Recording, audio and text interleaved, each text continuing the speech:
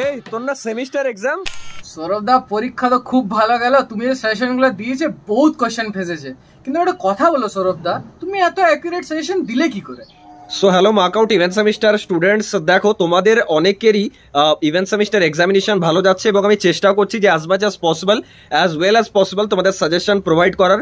এবার সেখানে প্রচুর স্টুডেন্টস কিন্তু ফিডব্যাকও দিচ্ছে যে হ্যাঁ দাদা সাজেশন থেকে কিন্তু অনেকখানি ম্যাচ আসছে, এবং সেটা শুধু একটা কি দুটো সাবজেক্ট নয়, মানে সেটা সেকেন্ড সেম হোক, ফোর্থ সেম হোক, সিক্স সেম হোক, এইট সেম হোক, বিবিএ, বিসিএ, বিটেক বা মাস্টার্সেরও যারা স্টুডেন্টস আছো, ধরো মোরলেস যাই সাজেশন দিচ্ছি সেটা কিন্তু মানে অনেকটাই আর কি ম্যাচ করছে।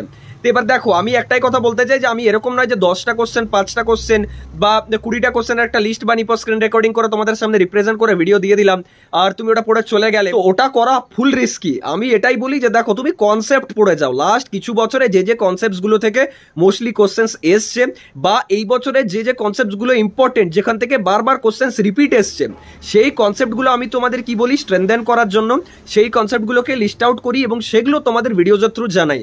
তাহলে সেখানে কি হয়, হাই চান্সেস থাকে যে কোশ্চেন কিন্তু কমন পাবার। ডিরেক্টলি 10টা 20টা 15টা কোশ্চেন পড়ে কোনো চ্যানেল থেকে তুমি যদি যাচ্ছ, হতে পারে একটা পরীক্ষা দুটো পরীক্ষা হয়তো চলে এলো ভালো, মানে ভালো তোমার কমন চলে এলো, তুমি পেরে গেলে, কিন্তু একটা সাবজেক্টেও যদি না কমন এলো না আর যদি সাপ্লি পেয়ে গেলে তখন কিন্তু প্রবলেমটা তোমার হবে না, প্রবলেমটা আমার হবে না, কোনো অন্য ইউটিউবারের হবে। তো বেটার এটাই হচ্ছে কনসেপ্ট পড়ে যাও, অ্যাটলিস্ট যদি কমন নাও আসে তো রিলেভেন্ট লিখে আসতে পারবে।